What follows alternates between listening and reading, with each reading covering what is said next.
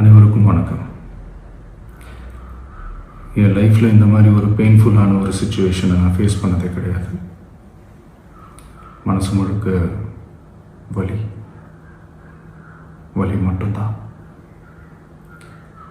இந்த சுற்றுப்பயணத்தில் என்னென்ன மக்கள் பார்க்க வராங்க, அதுக்கு ஒரே ஒரு காரணம் தான் அவங்க என் மேலே வச்சிருக்கிற அன்பும் பாசம்.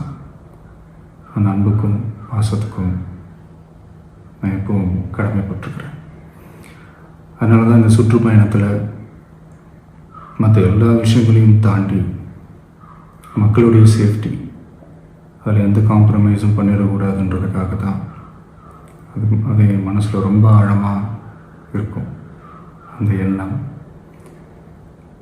அதனால தான் இந்த அரசியல் காரணங்கள் எல்லாத்தையும் தவிர்த்துட்டு ஒதுக்கி வச்சுட்டு மக்களுடைய சேஃப்டி மட்டும் மைண்டில் வச்சுக்கிட்டு அதுக்கான இடங்களை சூஸ் பண்ணுறது, அதுக்கான இடங்களை பார்த்து பெர்மிஷன் கேட்குறது, போலீஸ் டிபார்ட்மெண்ட்டில் அதை ரிக்வெஸ்ட் பண்ணி கேட்போம்.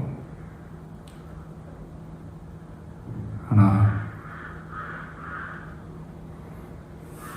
நடக்கக்கூடாதது நடந்துருச்சு. ஆனால் மனுஷன் தானே. அந்த நேரத்தில் அத்தனை பேர் பாதிக்கப்பட்டு இருக்கும்போது எப்படி அந்த ஊரை விட்டுட்டு என்னால் கிளம்பி வர முடியும்?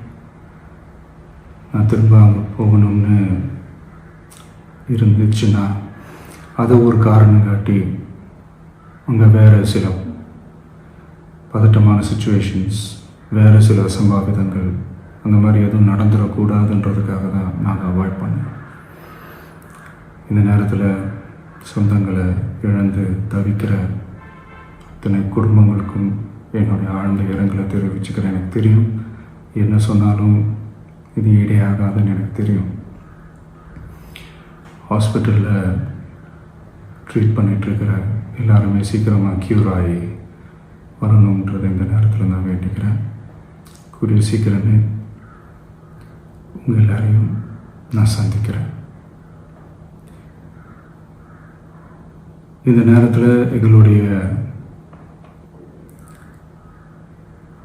வலிகளை, எங்களுடைய நிலைமையை புரிஞ்சுக்கிட்டு எங்களுக்காக பேசின அரசியல் கட்சிகளை சார்ந்த நண்பர்கள், தலைவர்கள் அனைவருக்கும் என்னுடைய நன்றியை தெரிவிச்சுக்கிறேன்.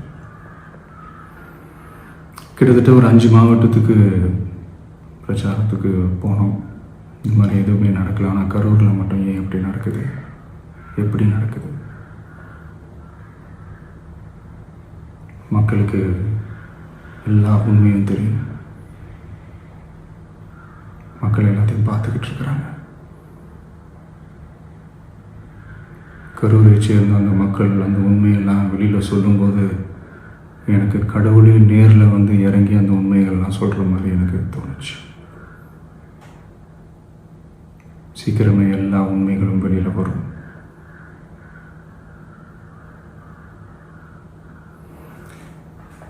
எங்களுக்கு தரப்பட்ட இடத்துல நாங்கள் போய் அந்த ஸ்பாட்டில் நின்று நாங்கள் பேசிட்டு வந்தோம். அதை தாண்டி எந்த தவறும் எங்கள் சைடில் நாங்கள் எதுவுமே செய்யலை. பட் இருந்தாலும் எங்கள் கட்சியை சேர்ந்த நிர்வாகிகள், தோழர்கள் மேலே எஃப்ஐஆர், அது மட்டும் இல்லை சோஷியல் மீடியாவை சேர்ந்த நண்பர்கள், தோழர்கள் அவங்க மேலே எஃப்ஐஆர்லாம் போட்டு இப்போ பிடிச்சிக்கிட்டு இருக்கிறாங்க.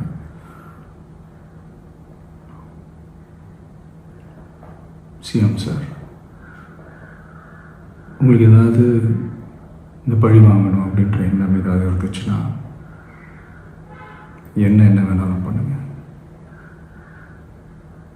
அவங்க மேலே கை வைக்காதீங்க. நான் ஒன்று வீட்டில் இருப்பேன், இல்லை நான் ஆஃபீஸில் இருப்பேன். என்ன வேணாலும் செய்யுங்க. நண்பர்களே, தோழர்களே, நம்மளோட அரசியல் பயணம் இன்னும் ஸ்ட்ராங்காக, இன்னும் தைரியத்தோட